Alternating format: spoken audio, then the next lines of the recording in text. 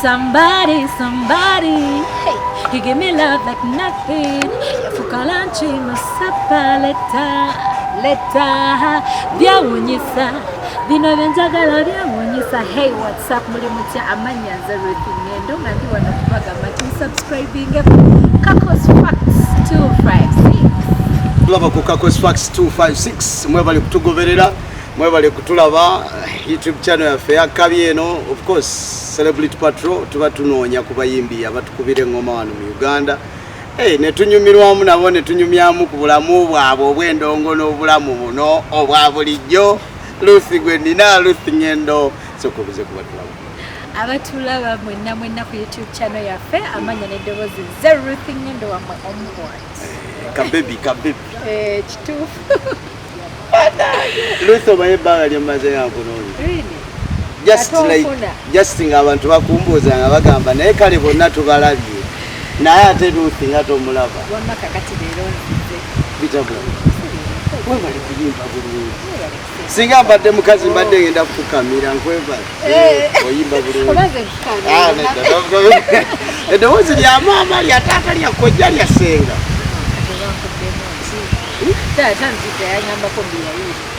mukyaki sana kugambako naye wamulira alinamu eddoboozi kati simanyi waweebwa naye nga kyekazi kitonde kivuddewo kati ekirala kyekyokuba nti tutandikira wamu musika bya olunaku lwewazuukuka n'ogamba ndowooza ndabika mbisobola.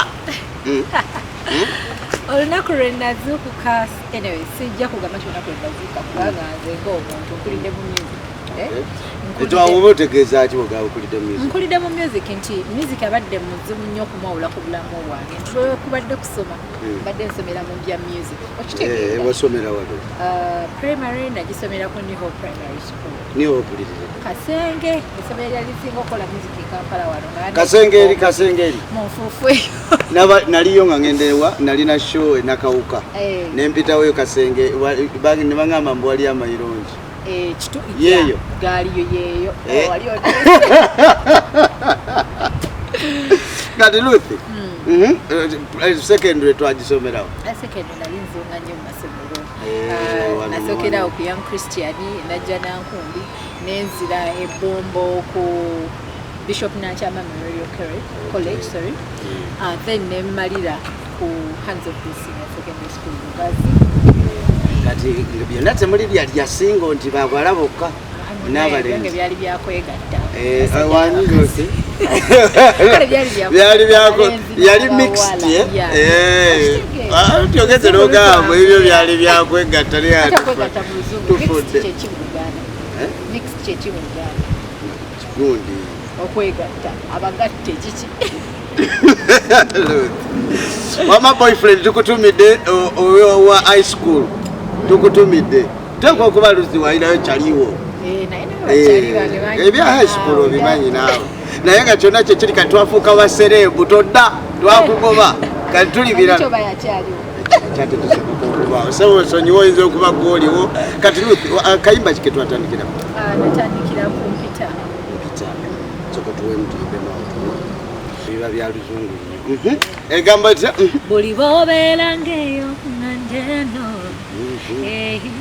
omutima gubeera gulinga oguli eyo gwamanyi bye wankola mukwano wambunabuna dda nalina wumula naye gwe wannyonnyogera every time you need me mpita happy birthday. Producer yali ani? Yali Joshua. Olwani yayiwawo omubiri n'akulaba ng'olina talent n'agamba kakuterewo oba akasente gwe wapeeyi mu ngeri yakutwala mu ssomero. By that time by way nalifuna bakufuna kutwidde nagokola it was my hustle my friends ne idea mutwe idea ya chayoro luyimba kati idea luyimba nina omukyala gwe njagala nnyo bamuyita Ruby ali Tanzania kati bakola luyimba oba lulumodo mulala mwagala nga byonna omukyala gwe njagala kati well she's a good artist mwagala nnyo kati bakola oluyimba baluyita forever baluyita forever balukola ne Yemiyalade mu Coke Studio ne baluddamu so gundi eyo njagala nyina ne bogenda ku bitu bya ndozo lima ndulayikinga nnyo ndubeera nnyo ne mugundi zange so kati olima ne ndwagala ngagenda baby I love you forever kayimba tagamba nze just kayimba so I love that song when nafuna olima ne ngamba ne mugambo tusobola okufunamu ekintu okitegera that is how we came up with the idea of mpita kati bwe tufuna idea eyo ne tusooka ne tulukola demo tumala okugikola ne ngende wa muzeeyi wange Jonke ne mugambo manyi muzeeyi njagala n'okutandika kuyimba ne mugambo manyi ebintu njagala bitandika bikolera ddala serious ebibeere byalaali ne mugambo limba lino so lumu polishingira mu engeri yejjali nti writer asingako ku gwe nali nina kitegera so tuwabula n'atuula n'addamu ensonga lwaki mulaba oluyimba olwo writer Ruth Ngendo bamutegerera kuluyimba ki ne bamanya nti gyali era muyimbi amaze oku like gye tutwala nga breakthrough buli muntu alina oluyimba lwantegeera by the way kituufu ekyo kituufu osobola okuta oluyimba n'ogamba kati lemisa obudde olinagamba nze omwana namutegerera ku obudde ne wayitawo endala ssatu ne wabawo ate omulala akutegedde naye gwe muli mu mutima n'ogamba nti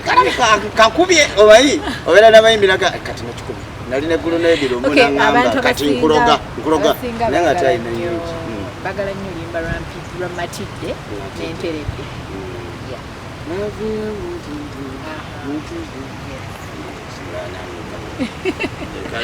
wakati oli mulangira baguze omulangira muyabafaananyi okitegedde awo embaga ne zisoma banaye mutwe ku mikolo Ruth ayimba emikolo ate obuyimba bwe bunyumira ku mikolo kati teberezaamu nga bakuyimbira ng'otudde mu kidaala awo nga bakuyita mulangira oba okiraba byonna bigwa bugwe Ruth kati sooka oggulire buzibu ki bwe tulinganga bwe tulaba obuzibu mu music industry as general videos abeeyi barwriter tebalabika production si ennungi as in si ku Ngendo yekka ne general music industry golaba kiki ekikyatuganye kyolaba nga tuli si kino kyandibadde kikolebwako bulungi nze ndi muntu akkiririza mu unity obumu ate nga nsuubira ffe nga ffe kiyinza otukolera ekintu ekinene ennyo for example ngaabo olaba Diamond n'amawanga Nigeria nti beekwatako unity eyo gye balina yensonga lwaki tutukera wano ku machanel oba ekiro n'olaba nga club zaffe zijjudde ennyimba z'aba Nigeria mutereze naye lwansonga nti beekwatako okitegeera wano Uganda nzikiriza nti we have talent okitegeera ate nzikiriza tusobola kukikola n'okusinga abo betukolaki nze nzikiriza nti obuzibu bwe tukyalina wano industry ya Uganda unity ekyalimu kati ate no mu ndongo yaffe abapromota bo bafuddeyo okututegeka batuwa ssente eno mu production effumbiro lya music okolera oluyimba effumbiro liriyitya ddyo abaliwo bano baproducer bo bakola omulimu gwabwe because at the end of the day singa abadde tebakola singa tewali muziki akola okitegeera they are doing their best okitegeera naye naffe nga ffe in terms of promotion okwekwatamu okitegeera ne tumanya ekyokola abayimbi bangi batanye ennyimba n'owulira nti oli atadde ennyimba 6 atadde ennyimba 5 olina pulaani ey'okukolayo ekintu ekifaanaganako bwe kityo nze nganze music ebiseera ebisinga nga batebanvuga okolera ku pesiyo lwansonga eri musigamba nti oba nti abantu saagala baŋŋambye nti kino naye lwansonga nti bilwokolera ku pressure ogenda okumaliriza nga kale pressure waliwo weyeetagisa like gwe nga gocompetinga naawe like kikuleetera okubaako kyokola kiyongerako naye nze sikikkirizamu lwansonga nti buli lwenteeka ku pressure genda okuwa mbeera nfumba emmere yange kutika kusha njagala ngenda kwemereka kozeeki omeketa amatooke nga tegakozeeki nga gakonye kitegeera so kati nze ndi muntu ayagala okwaba abafaani bange abantu bange babagala Ruth Ngendo ekintu ekikoze ekiri ensonga lwaki oba olaba muziki wange abeera muziki mulungi okitegeera bwe olaba muziki video zange zibeera video birungi kubanga we give it time okitegeera ne tubawo ekyo ekintu ekikoze ekiteredde. Okay, lwaki laavu nnyo laavu bannange oyimba laavu Ruth abantu ennaku zino nga beeyagala ennaku zino g'omanyi omuwendo gw'abekyawa kyagamba abekyawa naye ate wali abayimba kubwekekyawa nabo gye bali naye Ruth laavu esusse simanyi oba ekufubutuka eno mu bigere oba ekuli wakati kati wandikyawa gyabayimira yako okunkyawa kati omuntu bw'ayogera ekintu ekyo tomubuuza olina akwagala kati kiba kitegeeza automatically either kiwedde so tukutumiddeko webale kunyiriza mwana wattu webale kumufaako ate munaye tetunagamba nja kubayimbira enyimba z'okukwata sooka ombulire nze kukola bozi oyagala okukola as in your plan twiki eyo oba nsofa nezokozeeko sofa esawa zina collaboration zibiri yabadde yandebuka then the latest with SHEEBA. So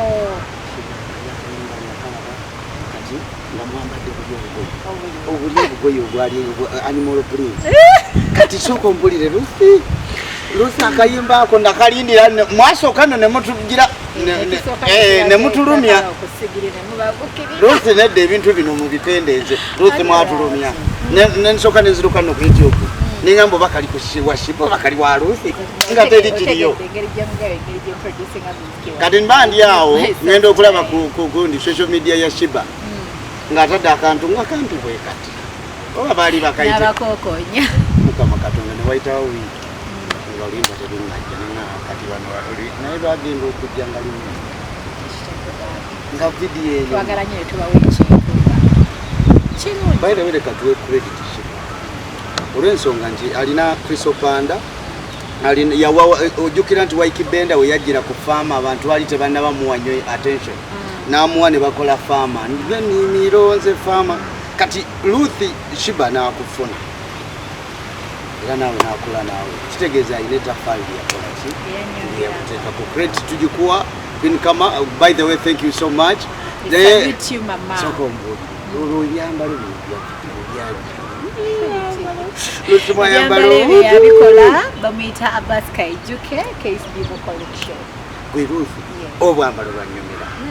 bwanyumira naddala ako aka animal print kanyumira nnyo byonna yo mwami yabikola kale nemugera nemutulagako awo ku mubiri katono nze nenzikakana nze omanyi bondagwa ku mubiri bwoti mu video nga si nnyo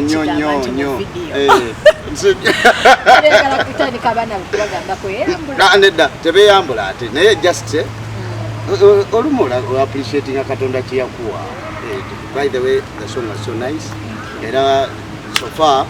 berumu ku nyimba zendaba nagamba mwasportinga bulungi nemukola oluyimba omanyi kolabo y'omukazi ku mukazi bangi bwate nabinda obuzojja being that ye wabaddewo for some time naye wayimba nowulira ddala nga sebo Ruth okasuse nedoboozi ne talent naye ng'ate abamu batya bafunamu akatengo gwe tewakafuna ne bwoba okafunye naye talent esigala eri talent kitegeera sisobola kugamba muntu nti akatengo tekabaawo kozi SHEEBA obeera eri ng'omwagala ne wano opportunity oba ogikoze olwogwamu approachinga management ye ne management ye bakwatagana video ani yagikola webale musajja webale ka video kanyuma Aruneya ngenda nakuva wano nziremu nkalabe baddemu bateekeko views endala nolwekyo tusuubira yaani awo mu bwongu gogamba nja mugatta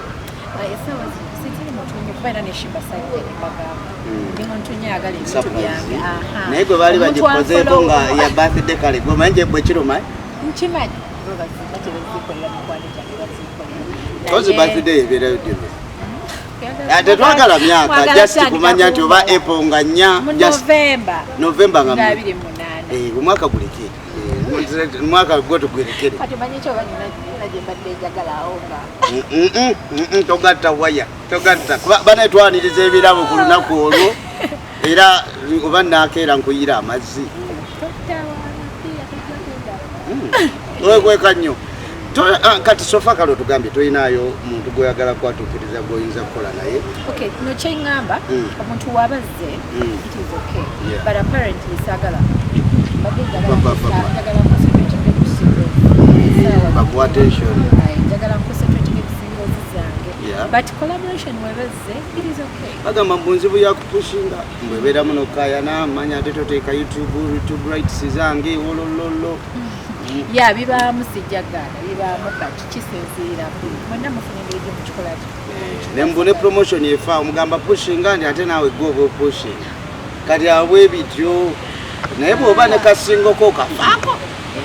ebitambula kati soka okunda abantu sofa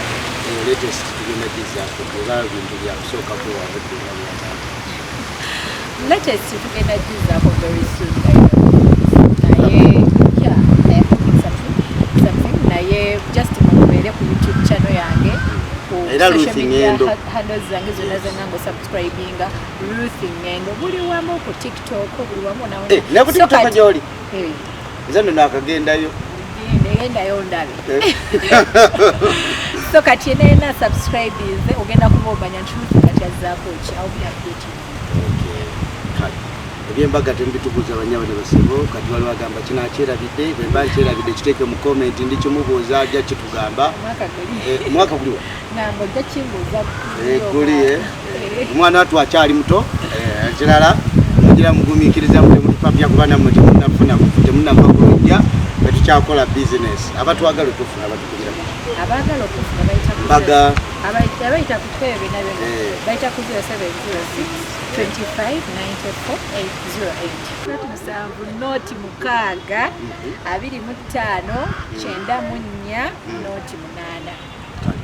8 bajja kubanga batufuna babadde batugoberera n'abatulaba ku interview yaffe ya Kakosfax 256 ono Ruth Ngendo banaye please mu following ku social media platforms zonna mwagale ennyimba ze ate muzisabe nze mukimanyi mulaba TV mubeera luddawa sharing downloading bijja kubanga bikola by the way sinankusiibula olinayo digital platform yonna ennyimba zo kwe ziri naye nga you earn money ng'ogyeko YouTube Mamita mudundo.com. By the way, that's good. Wakati kutwali mu COVID-19 ngabantu bakyagenda ku mbaga bali ku bivulu ng'okufuna akasente kizibu. Nenga mutuwe mikolo kyo kikulu ekyo. Wewe bali nnyo budola. By the way, asiimye nnyo. Nzaani munange abeera n'omuwala omulungi ng'ono. Manaye akomawo omukyala dda. Higher level to one travel agency etutwala kasese osigala olinyumya ki ate tugenda n'ebizonto bakole comedy show ku Campfire nga bwe tusiika emicomo tusimulanga 5 Agosto tukomawo nga 7 ebifo ebyetunalambula kuliko Queen Elizabeth National Park wali buli kika kya bisolo Kazinga Channel Katwes Lake